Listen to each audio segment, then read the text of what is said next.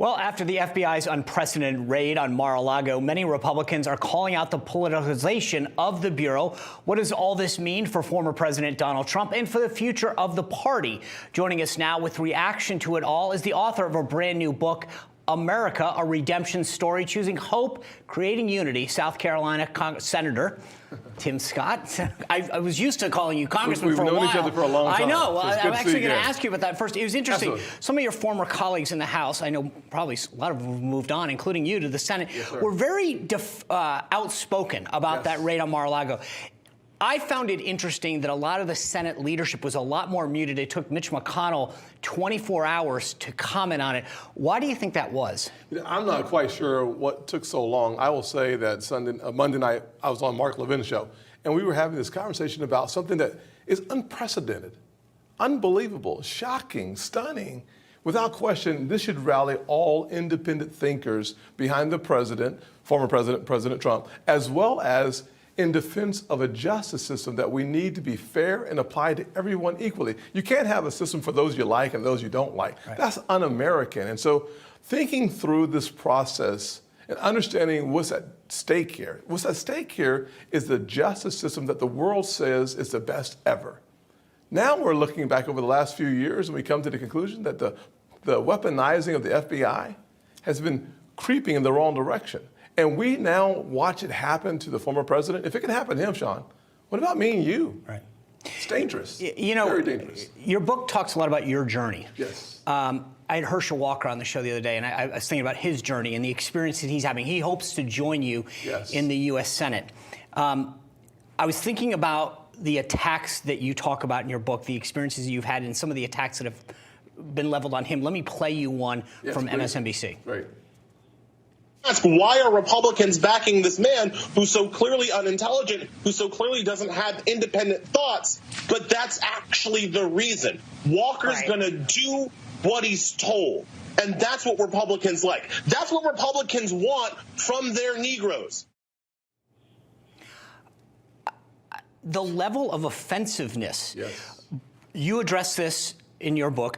You talked about this during some of the impeachment hearings, some of the confirmation hearings, the attacks on you. Absolutely. That you were going along with it because you were told to. Right. The idea that Tim Scott couldn't think on his own. Ridiculous. Ridiculous. Yes. I've heard your speeches.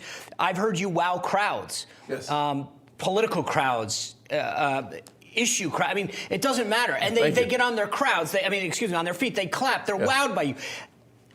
I got to imagine, how difficult is it for folks coming up behind you to deal with these kind of criticisms? Harsh criticism is a part of the job, and I tell you what, I can't say I like it because I don't, but what I cannot stand is the bigotry from the left. The left are the folks who tell us we must be tolerant. But what do we feel? What do we experience? What are we seeing right now when you think about Herschel Walker and the host saying the way that the Republican Party likes their Negroes? Can you imagine a conservative uttering those words? The onslaught of requests and requirements of you resign from your office, hide from the public, never come out in the light of day. But the left's bigotry, it's now not only is it condoned, it's accepted. It seems to be embraced. And so candidates who want to think for themselves, it is the scariest proposition for the far left to have African Americans and Hispanics who just think for ourselves. And the bottom line is simply this. Black folks, Hispanics, are some of the most conservative people in the country. And all I'm suggesting that we do, embrace the reality of who we are. But we're making, or the party seems to be making a lot of inroads with Hispanics. And yet I look at the field this year, and it's amazing. You got Herschel, we just talked about him in Georgia, John James in Michigan, so many other people of color. Are we doing enough with the people of color to bring them in the Republican Party? One of the things I say in my book, America, a Redemption Story, is how we are doing better than we've ever done, number one. Number two, I think there's more to be done. Let me give you an example. If you go where you're not invited, the chances of you making progress is very high. If you just stay where you're comfortable, the chances are lower. The good news is, whether it was the Jack Kemp message of being a bleeding heart conservative, it actually works.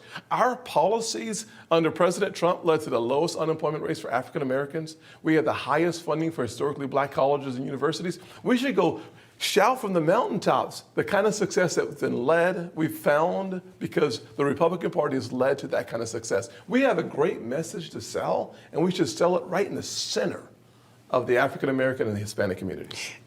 So many people, when they write books, get asked, are you going to run for president? Yeah. You literally have a chapter 5. It's called Tim Scott for President. Yes. I mean, I want to be clear. You want to be clear. You say right off the bat, I've thought about running for president. Yes, of my student government.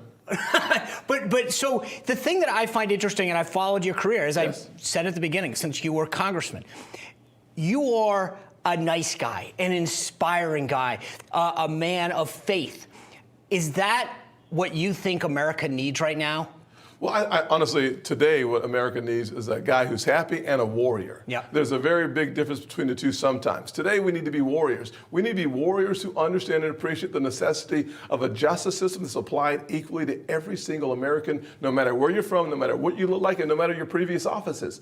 That's in jeopardy today. I can't think of a day where this conversation around hope and unity is more important, and I can't think of an administration that is more the antithesis of bringing people together, antithetical to aspiring hope. That's not happening today in this administration, and we see that in the Justice Department. We see it in the FBI, and that's very concerning. It's one of the reasons why the book speaks so powerfully about who we are as Americans. We come together, and we make this world a better place. It's because we've experienced that. That sounds like you just said it takes a happy warrior, and it sounds like you got the happy part down and the warrior part. Let me say this. The most important office I can run for is my reelection. There's nothing else that really matters to me in 2022. A lot of people are demurring to whether President Trump runs or not. Yeah. South Carolina is an early state. New Hampshire, Iowa, South Carolina, Nevada, right? You have to do well in those early states. They always say that.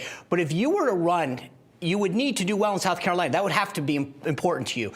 Nikki Haley is also considering running. Would that have any effect on whether you would run? Well, the most important race, the one thing I am running for, without any question, is re-election. Okay. The only thing I'm running for right now is re-election. So the truth is that while I think it's wonderful, think about this story, Sean. This is cool for all Americans to appreciate.